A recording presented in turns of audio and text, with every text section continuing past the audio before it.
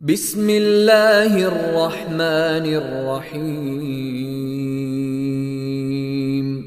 शुरू अल्लाह का नाम लेकर जो बड़ा मेहरबान निहायत रहम वाला है।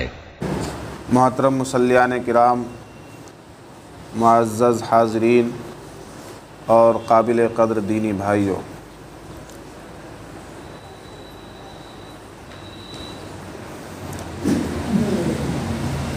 जुमे के दिन की अहमियत और फ़जीलत से हम सभी वाकिफ़ हैं कि अल्लाह तबारक व तआला ने तमाम दिनों में जुमे का दिन सबसे अफजल दिन बनाया। और जो दिन अफजल होता है या जिस वक्त की अफजलियत कुरान व हदीस से मालूम पड़ती है, उस वक्त में या उस दिन में जो काम किया जाए नेकी का, उसकी अहमियत भी बढ़ जाती है। जैसे जुमे का दिन तमाम दिनों में अफजल है, तो जुमे के दिन की गई नेकियां भी तमाम दिनों की नेकियों के मुकाबले में बढ़ जाएंगी। इसी तरह से इस मुबारक दिन में अगर कोई गुनाह करता है तो उस गुनाह की सख्ती भी बढ़ जाएगी, उस गुनाह का अज़ाब भी बढ़ जाएगा। इसलिए मुबारक दिनों में, मुबारक साअतों में,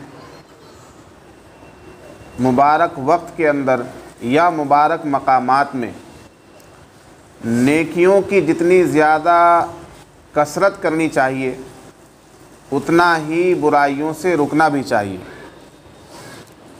जैसे अभी हुज्जाज किराम आज़िमीन हज के लिए जाएंगे तो उन्हें बाज़ाब्ता इस बात की तरबियत दी जाएगी और उन्हें ये सिखलाकर भेजा जाएगा कि देखो, मक्का मुअज़्ज़मा और बैतुल्लाह शरीफ और काबतुल्लाह और मस्जिद हराम और मस्जिद नबवी और वो मकामात जहाँ सहाबा किराम के मुक़द्दस पाँव पड़े, जहाँ आखिरी नबी हज़रत मोहम्मद सल्लल्लाहु अलैहि वसल्लम के पाँव और कदम मुबारक ने जिस ज़मीन का बोसा लिया, जिस सरज़मीन पर नबी पाक सल्लल्लाहु अलैहि वसल्लम ने अपनी ज़िंदगी गुजारी, जहाँ के दरो दीवार ने, जहाँ के दरख्तों ने, जहाँ के ज़र्रात ने, जहाँ की ज़मीन ने नबी पाक सल्लल्लाहु अलैहि वसल्लम की ज़ियारत की। और ख़ुद कुरान में अल्लाह तबारक व तआला ने जिस जगह की कसम खाई, उस मकाम और उस जगह की अहमियत का अंदाज़ा इस बात से लगाया जा सकता है कि मस्जिद हराम के अंदर एक वक्त की नमाज का सवाब 1,00,000 नमाज के बराबर है। और इसी तरह मस्जिद नबवी के अंदर एक नमाज का सवाब 50,000 नमाज के सवाब के बराबर है। तो जितनी ज़्यादा वहाँ की अहमियत नेकियों के ताल्लुक़ से है, उतना ही गुनाहों से बचने की भी ताकीद आई है। अभी हुज्जाज किराम जो हज के लिए जाएंगे, आज़मीन हज, उन्हें बाज़ाब्ता ये समझा कर भेजा जाएगा कि देखो, नेकियां तो कसरत से करना ही, लेकिन हत्तल इम्कान हर मुमकिन कोशिश करना कि एक छोटा से छोटा गुनाह भी न सरजद हो जाए, और ज़रा सी गलतियों से बच कर रहना, और किसी से लड़ाई झगड़ा मत करना। अगर गुस्से की बात आए तो खामोश रह जाना, किसी से तू तड़ाक भी मत करना, उस ज़मीन का एहतराम करना, उसके दरो दीवार का लिहाज रखना, और काबतुल्लाह शरीफ, मस्जिद हराम में, मस्जिद नबवी में और दीगर मसाजिद में, दीगर मकामात में, मीना में, सफ़ा में, मरवा में, जहाँ भी तुम्हारा जाना हो, अपने कदम को संभल कर रखना, एक एक कदम फूंक कर रखना, कहीं तुमसे कोई गलती सरजद न हो जाए। मालूम ये हुआ कि जिस जगह के अंदर आदमी को नेकी करने का सवाब मिलता है, उस जगह उससे कोई गुनाह सरजद हो जाए और वो कोई गलती कर बैठे तो उसकी पकड़ भी उतनी ही ज़्यादा होती है। जिस तरह ये मकामात के सिलसिले में है और जगहों के सिलसिले में है, इसी तरह ये दिनों के सिलसिले में भी है। अल्लाह तबारक व तआला ने यूँ तो तमाम दिनों को बराबर बनाया, तमाम रातें अल्लाह तबारक व तआला की बनाई हुई है, ये सारे महीने अल्लाह के बनाए हुए हैं, ये कैलेंडर का निज़ाम, ये शमसी निज़ाम, ये कमरी निज़ाम, ये सब कुछ अल्लाह का बनाया हुआ है।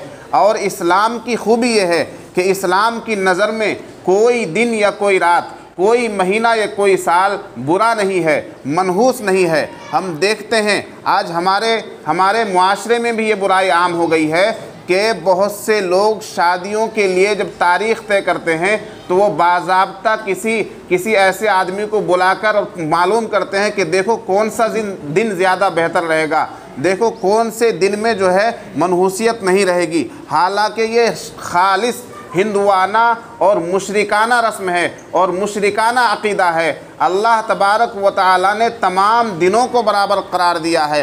अगर कोई ये समझता है कि मुहर्रम के महीने में शादी करना सही नहीं है, अगर कोई ये समझता है कि सफ़र के महीने में शादी करना सही नहीं है, अगर कोई ये समझता है कि रमज़ान के महीने में निकाह करना सही नहीं है, तो ये समझा जाएगा कि उसका अक़ीदा दुरुस्त नहीं है, ईमान उसका मुकम्मल नहीं है। इसलिए कि अल्लाह तबारक व तआला ने तमाम महीनों को बराबर करार दिया है।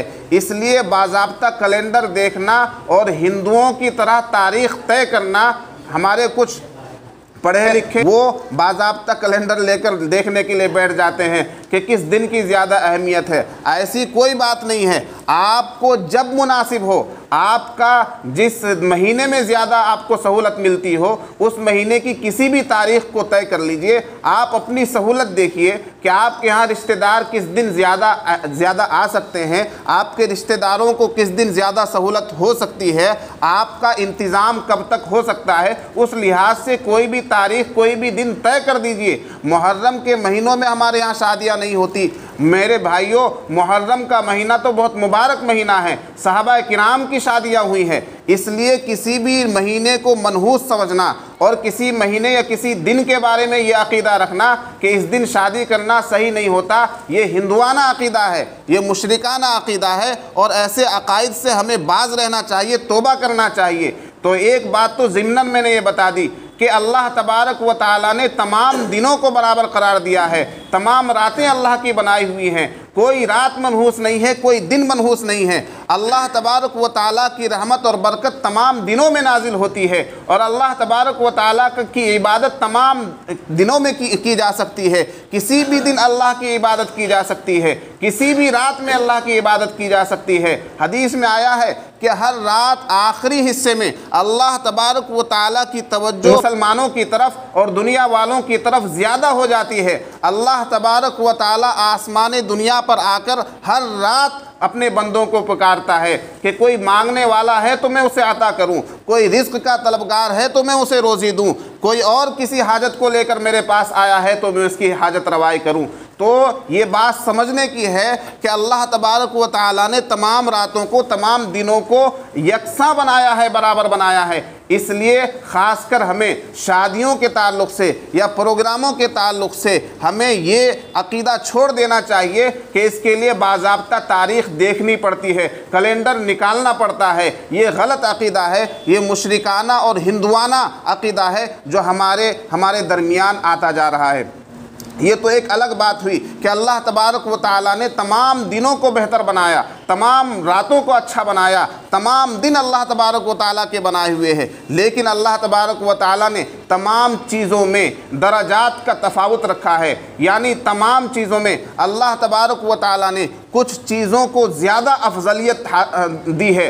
जिस तरह अल्लाह तबारक व तआला ने इस दुनिया में इंसान पैदा किए तो तमाम इंसान तो बराबर नहीं है। इंसानों में सबसे अफजल जो तबका है वह अम्बिया इकराम अलैहिमुस्सलातु वस्सलाम का तबका है। अल्लाह तबारक व तआला ने इंसानों में से ही इंसानों की हिदायत के लिए कुछ लोगों को मुंतखब फरमा लिया जिन्हें हम नबी और रसूल कहते हैं। हज़रत आदम अलैहिस्सलातु वस्सलाम से लेकर हज़रत मोहम्मद सल्लल्लाहु अलैहि वसल्लम तक कमोबेश 1,24,000 अम्बिया इकराम अलैहिमुस्सलातु वस्सलाम आए, जिनका मुकाबला पूरी दुनिया में इंसान का कोई दूसरा तबका कर ही नहीं सकता। इंसानों में सबसे अफजल तबका अम्बिया इकराम अलैहिमुस्सलातु वस्सलाम का है और कोई इंसान खुद चाहकर कभी नबी नहीं बन सकता। वो चाहे कितनी ही इबादत कर ले, कितनी ही रियाजत कर ले, उसको कितने ही आला मकामात हासिल हो जाएं, वो वली तो बन सकता है, अल्लाह का मुकर्रब बंदा तो बन सकता है, लेकिन नबी अपने इख्तियार से कोई नहीं बन सकता। इसलिए कि अल्लाह तबारक व तआला की तरफ से तय होता है। अल्लाह खुद मुंतखब जिसको करता है वो नबी बनता है। तो अब नबूवत का सिलसिला भी ख़त्म हो चुका है, इसलिए कि आखिरी नबी हमारे नबी हज़रत मोहम्मद सल्लल्लाहु अलैहि वसल्लम हैं और आपके बाद कोई नबी आने वाला नहीं है। ये कुरान और हदीस से हमको मालूम चल गया।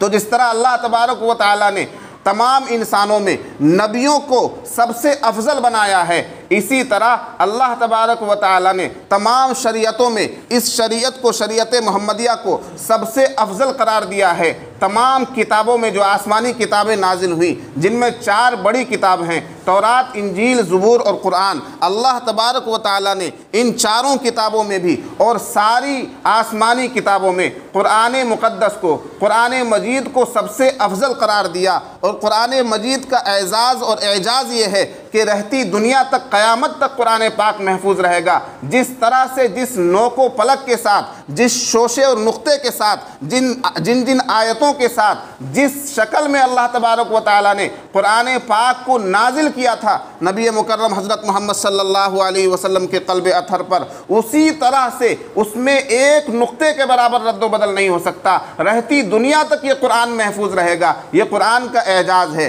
तो अल्लाह तबारक व तआला ने तमाम किताबों में सबसे अफजल किताब कौन सी नाजिल फरमाई? कुरान मजीद।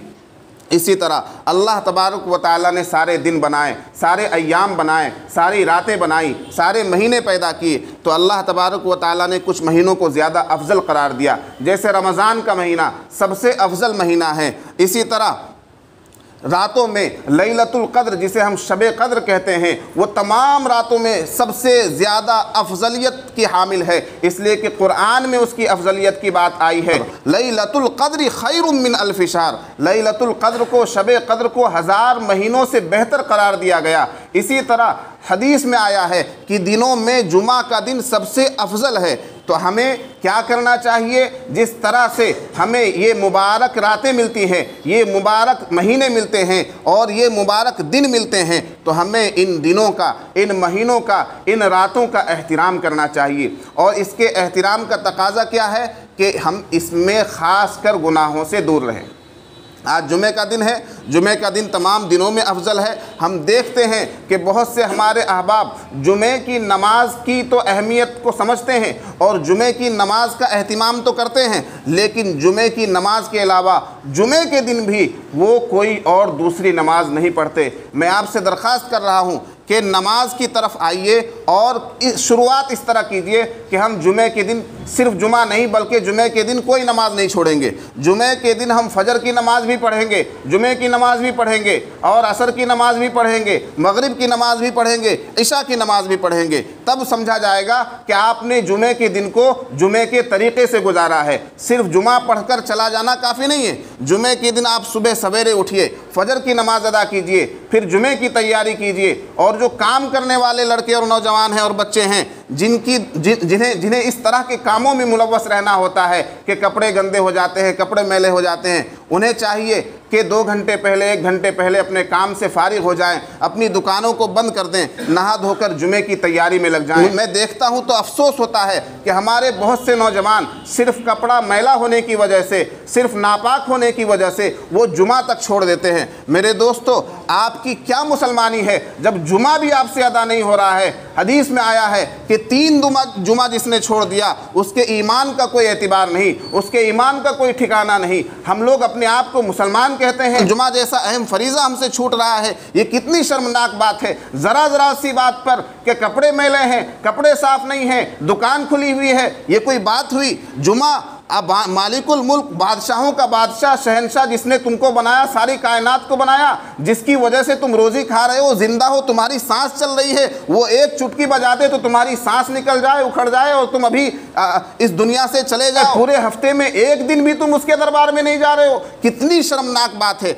इसलिए उन नौजवानों से मैं कहना चाहूँगा जो अपनी दुकानों को नहीं छोड़ते जुमे के दिन भी, कि कम अज़ कम जुमे का एहतराम करो, कम अज़ कम जुमे का एहतराम करो। जुमा सबसे अफजल दिन है, इसमें आप जुमा भी अदा कीजिए और तमाम नमाजें जुमे के दिन की अदा कीजिए और कोशिश कीजिए कि आहिस्ता आहिस्ता हम तमाम दिनों में नमाज़ पढ़ने वाले बन जाएँ। अल्लाह तबारक व तआला हमें कहने सुनने से ज़्यादा अमल की तौफ़ीक़ में रहमत फ़रमाए, नमाज़ों के एहतिमाम की तौफ़ीक़ में रहमत फ़रमाए और जुमे के दिन की अहमियत को समझते हुए इस दिन की कदरदानी की तौफ़ीक़ में रहमत फ़रमाए। हमें जिस तरह से हम दुनिया में लगे हुए हैं दीन की समझ भी हमें अता फ़रमाए और दीन की राह पर चलने की अल्लाह तबारक व तआला हम सबों को, छोटों को, बड़ों को, नौजवानों को, सबको तौफ़ीक़ में रहमत फ़रमाए। व आखिरु दावाना अनिल हम्दुलिल्लाहि रब्बिल आलमीन।